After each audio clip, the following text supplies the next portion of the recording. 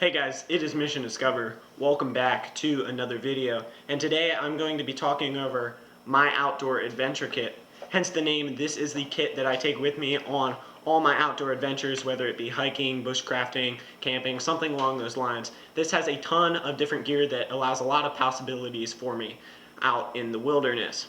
In this video, I'm going to be talking over the gear and kind of where it lies in my system and what I use it for. And then I'm going to be showing some demonstration of how to use that gear if you end up picking up some of this style of equipment yourself. One quick disclaimer before we start here is that there is a ton of gear that I'll be talking about in this video, and it is not going to be a short video.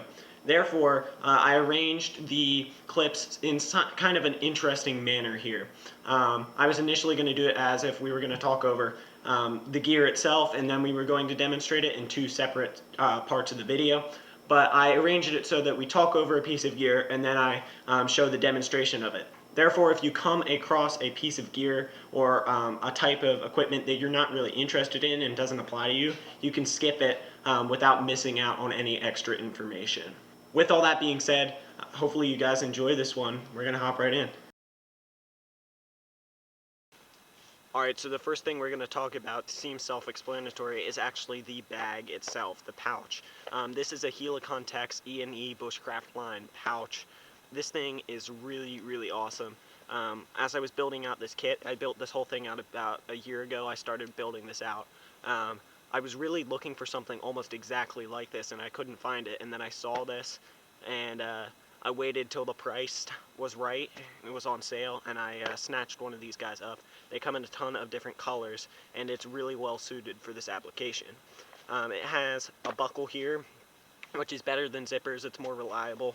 You got a ton of attachment points all around the entire bag here, and it's just really awesome. When you open it up, it's mostly one big pocket, and then with a few sleeves down the sides, if you can see there. And it's just really, really awesome. I believe it's made out of 500 denier Cordura nylon. It's been really durable, and on the back it has really unique attachment points to attach it to your belt or your bag. A few other features about this bag are the fact that, although not in use right now, it has this knife slip on the back. You can slide it all the way through. It can also be used for a small hatchet, which is really, really unique, and it has some drain holes on the bottom there. The knife that is in here currently is a bushcraft knife. I'll be showing that more on the bushcrafty side of things when I show some of the gear in action. But I thought it would just be extra weight that I wouldn't be using for this portion of the video. On the back here, you'll see our first two pieces of gear. We have some ranger beads, and we have what's called a Shoft Shackle. So my ranger beads here are actually pretty unique. There's tons of videos on how to make them and how to use them out there. However, I did mine a little bit different. If you can see, there are no knots in the middle of this. It has a clip at the top instead of the standard loop, and there's a whole bunch of beads and one of a slightly different color. So the reason I did that is because I can keep a very slim profile with this. I thought the clip was just nicer. There's no other reason than that. And then also with the different color beads, I can separate it and use it like normal ranger beads, just like that. Or I can put them together, use them to measure different things, count in a different style. I just thought it would be more versatile, and I've really been liking this piece of equipment the way that I set it up. To set this up for pace counting, all you're simply going to do is measure out a 100-meter distance, and you're going to walk that distance. While walking, you're going to be counting your pace. What that is every time your left foot hits the ground. So right, left is one pace. So you're going to do that a couple of times, and you're going to take the averages of those pace counts until you have your average pace count. Now, when you're walking with your ranger beads, you can count your number of paces, and every time you hit your pace count, you can pull down one of these bottom beads.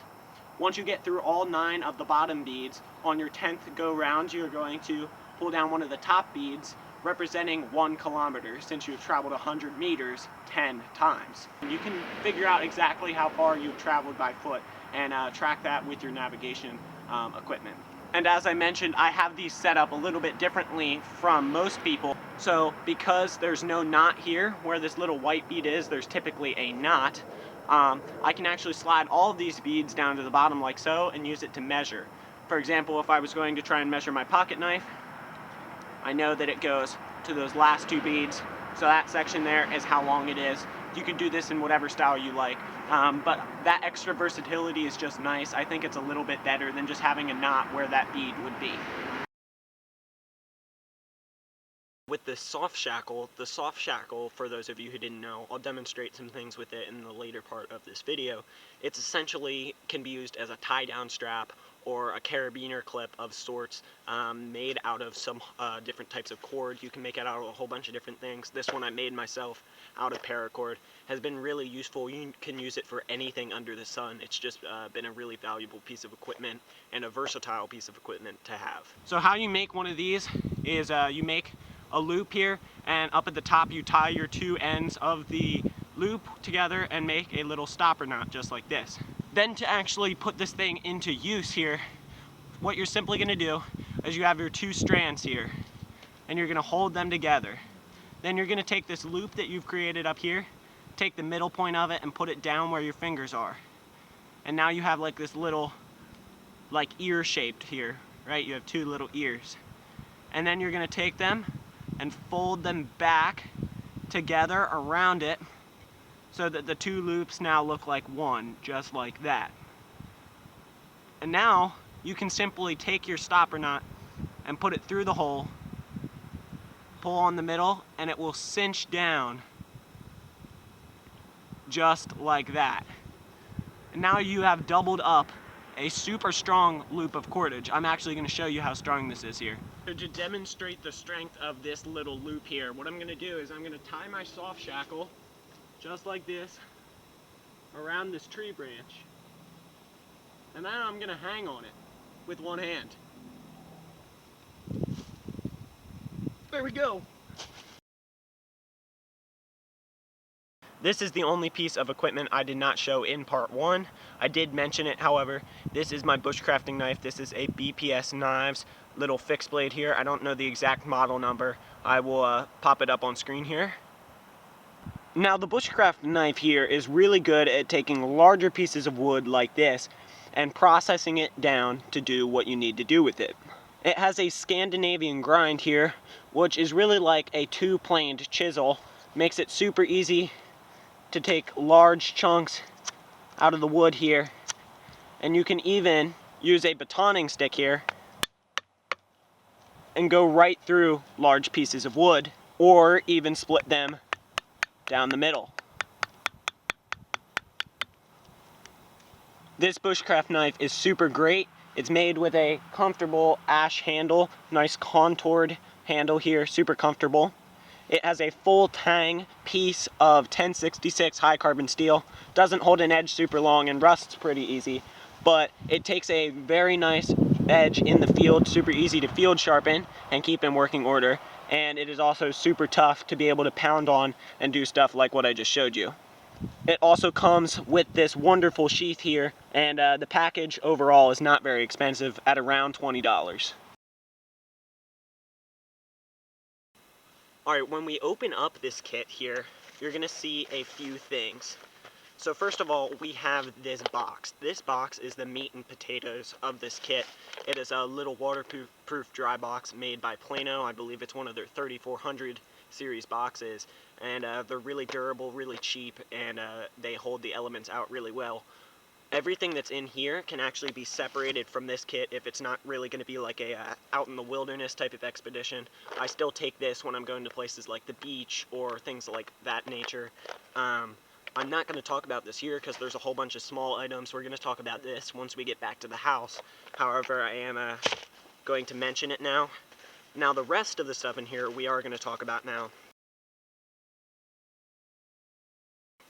So first of all, when you're hiking or out on a bushcraft mission, there's the small possibility that you could get lost. You could have to stay a night in the woods, and people wouldn't be able to find you, especially if you're in a scenario where you're solo like I am right now.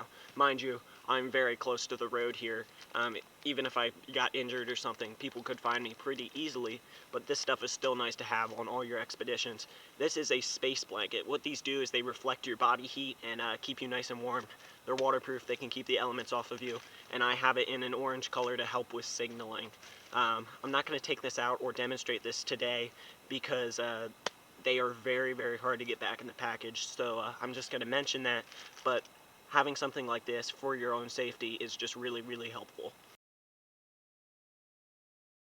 Moving on to the rest of the stuff in the kit, we have some fire starting things. We have a ferrocerium rod. I got this piece of ferrocerium from a kit somewhere, and it was just this and the striker, and I built this handle and attached the two pieces together. I'll demonstrate how to use some things with this later on in the video. We also have a simple Bic lighter in one of these Exotac fire sleeves. They keep them afloat if you drop them. They're easy to see and they keep them waterproof. We are set up at the grill here. Nice safe place since I'm not actually intending to start a fire today. But the main technique here is you essentially want to scrape off pieces of this ferrocerium, and as they come off they produce very hot sparks. Those sparks should be able to catch in pretty much any fibrous type of material, cotton, dryer lint like we have here, any sort of fine wood grain should work pretty well with this. You can then use some natural kindling and kind of mend it into a full-fledged fire. So for the technique here, you have two main options. You can either hold the striker in place and pull the ferrocerium rod back, or you can scrape down the rod with the striker. This technique usually takes a couple of strikes to get the flame going. However, it is effective in pretty much any sort of weather scenario.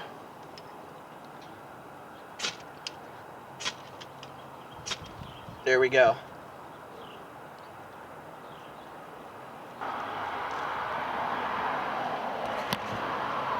And then the same sort of deal with this lighter here. As long as you're relatively shielded from the wind, you should be able to apply the flame to pretty much any tinder source and get it going. Also down in this kit, I have two different types of cordage. Cordage is really useful to help build shelters, build bushcraft projects, or just tie things together and keep your gear nice and organized. Cordage can be used for everything. I have some paracord, about 40 feet or so of 550-pound paracord, and I have some orange bank line as well on a little spool here.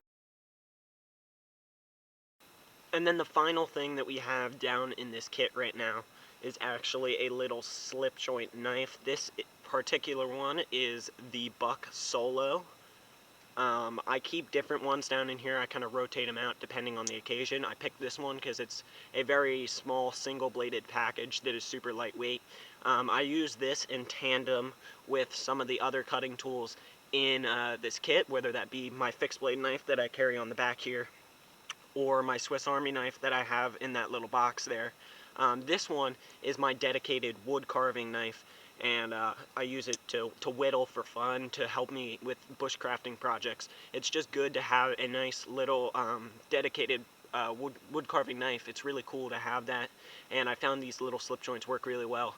They have nice ergonomic handles, they're small packages, and the steel is really easy to field sharpen and keep in working order. Look how tight we can get in there. Make those little coils super easy.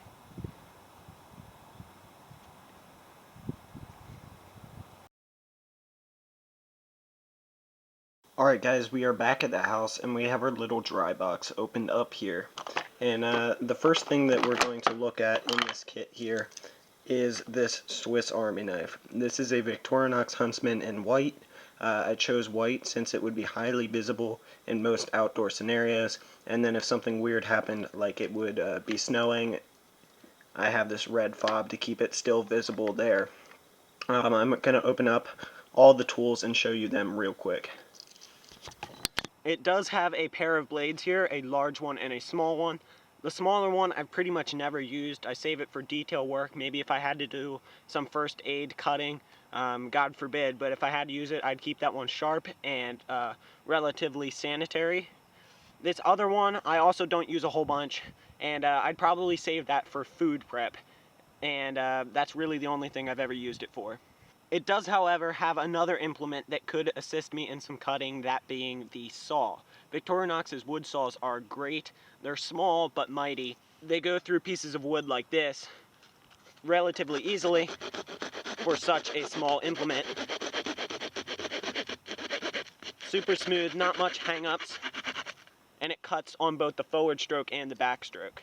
It also has a 90-degree spine, which you could use for anything from scraping to striking a fire steel if you needed to. Obviously, the can opener is self-explanatory. The bottle opener here seems self-explanatory as well, but when you come to this flathead here, you can not only use it for some screwing tasks, you could also use it to pry two pieces of wood or other materials apart.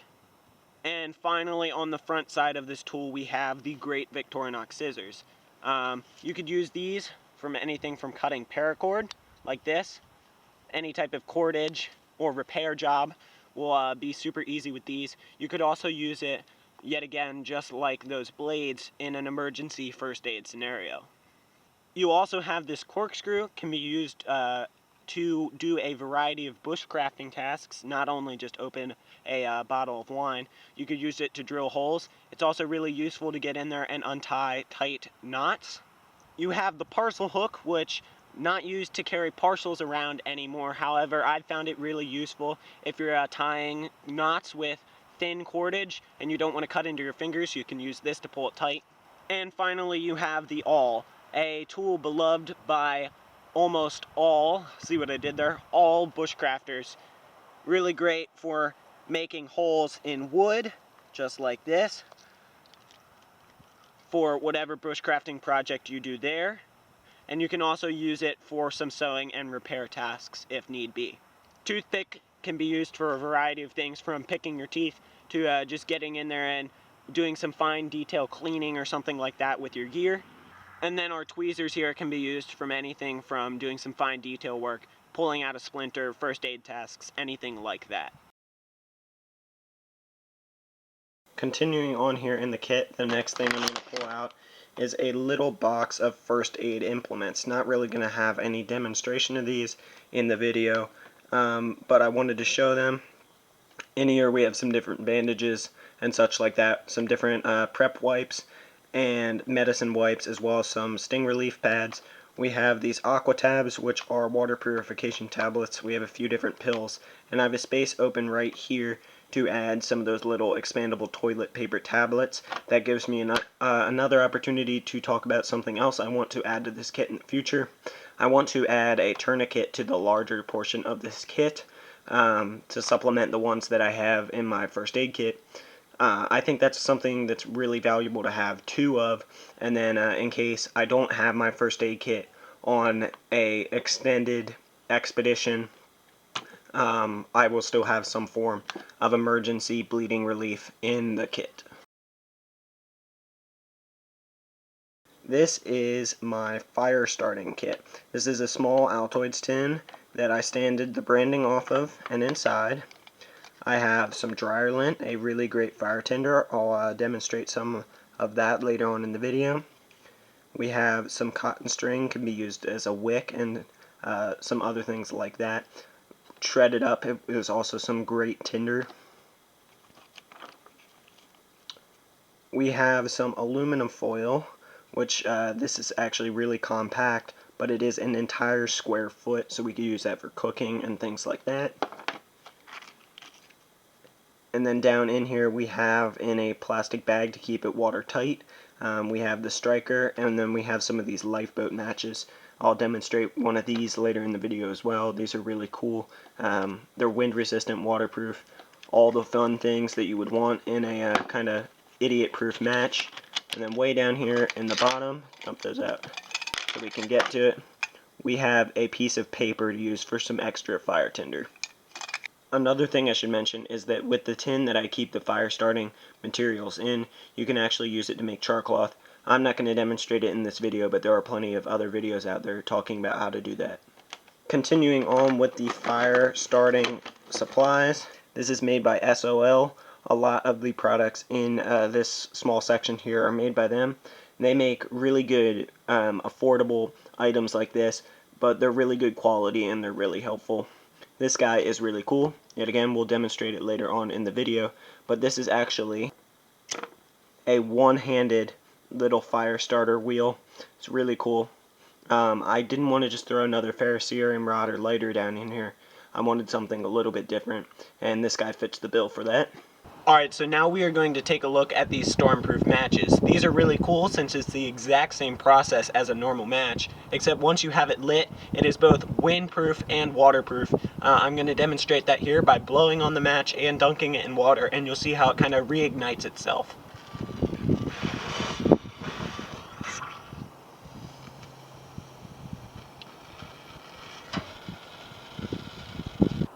Alrighty, now for this little flint wheel. So this little flint wheel works very similarly to that ferrocerium rod we covered earlier. As this flint wheel spins, it breaks off little pieces of the flint, producing a very hot spark. You need to catch that with some fibrous material, and you can then mend that into a full-fledged fire.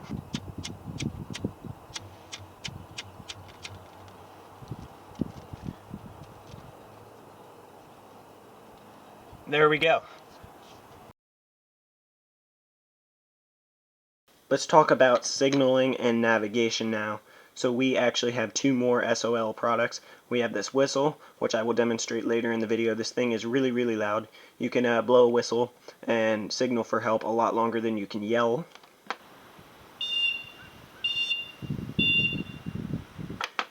And then we also have this compass, not a fancy compass, and I'm going to be adding a better compass to the larger portion of this kit in the future, but something like this can definitely help get you out of a pickle.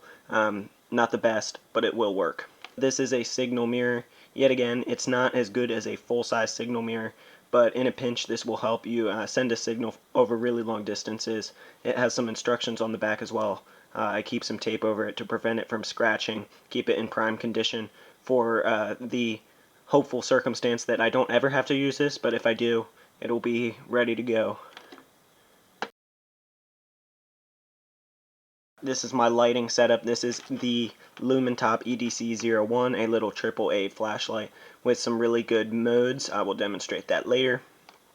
And it's really slim and compact. It's waterproof, has good run times, and I liked it because I could carry around an extra battery. Don't have to worry about charging cords. Just carrying around an extra battery is a lot more compact for this kit. It also has this little glow-in-the-dark cap diffuser, which will help for some low light level tasks, and help extend that battery life a little bit longer if I need it in an emergency. Alright, so here's a demonstration of our little Lumintop light. Here is the low mode. I'm going to put it on my face so you can see the beam here. Some nice low level light tasks can get accomplished with this, and the battery should last a good long time. I believe this is the high mode if you just need a lot of output, need to see something real quick. Not going to have a lot of battery life, but it has some decent output for such a small light. And then here is that medium mode, a nice intermediate there. And then if we stick on that little cap there I was talking about, I'm going to cycle through the modes there so you can see it. It makes the beam a lot more diffuse. And then when you turn it off, you have your little glowing cap to use for some super low light tasks and help conserve some battery. Another tool that I have in here, if I can get it out, is this guy. Something I threw down here just because it doesn't take up that much space. One of these little card tools. Most of the tools on here I won't use. I mostly have it for this measuring increments up at the top, and it also has a little chisel edge here, which could be helpful in a few scenarios. It could also be a makeshift fire steel striker if I lost my primary one. Just a little thing that I threw down in here just because I had space. A similar item is this diamond sharpener. It has a groove to sharpen fishing hooks. You could use it as a file, and of course you can sharpen up your blades. Takes almost no space, but is an invaluable tool to have when you're out there in the woods. Something that is a little bit weird is I have some of these foam expandable earplugs. Whether you're sleeping out in the woods, you're traveling, you're doing shooting sports, having something to block out sound has been something I've wanted more often than I care to admit, and haven't had it, so throwing them down in this kit just ensures I have them when I need them. May not be something for you, but it has been really helpful for me. We also have some writing stuff down in here. We have some sticky notes. This is going to be upgraded at some point to a Write in the Rain notepad, a small one, but sticky notes work fine at the moment. And then I have a poker pen. I'll be talking about these in my EDC video as well, but I have a whole bunch of them, so I threw one down in here. It gives you a full-size writing package, full-size writing utensil in a small package, and it's really, really great for a kit like this. They're lightweight, they're waterproof, they're indestructible, and they're cheap. And last but not least, we have this. I saved it for last because I'm kind of dreading opening it, but this is my little possibilities kit. If you guys have ever seen the Exotac Rip Spool, this is kind of aimed after that. I thought I could do it better for a cheaper price. So I got one of these aluminum containers, a small one, a 3-pack off of Amazon for like 10 bucks. And I wrapped it in some duct tape. It has a little waterproof gasket in there. In here we have a whole bunch of different things. Just a whole bunch of different hardware and stuff for possibilities out there in the woods. We have some nails. We have a needle to do some repairs and such things like that. We have a whole bunch of different fishing tackle down in here, as you can see. Swivels, weights, lures, different sizes of hooks. I also have 2 different types of wire here. I have some screw eyes. And then finally I have these 2 little spools. These are little plastic sewing spools that I sanded down to be able to fit inside this tube. In this one, on the left here, I have some braided fishing line. And then this one I have 2 different sizes of monofilament fishing line. These can be used from anything from fishing in an emergency in tandem with all this other fishing equipment in here, to just extra cordage, to sutures or stuff like that in an emergency first aid scenario. Alright guys, and that is all I have for today. If you made it to the end of this very long video, I thank you a lot for sticking with me. Hopefully you enjoyed it. Hopefully you learned something from it. If you have a kit like this, let me know down in the comments below what kind of equipment and unique items you have in yours, and maybe some suggestions for mine that I don't already have in it. If you like this sort of informational and educational outdoor content, make sure to subscribe to the channel because I've got more like it coming. And with all that being said, God bless. I'll see you next time.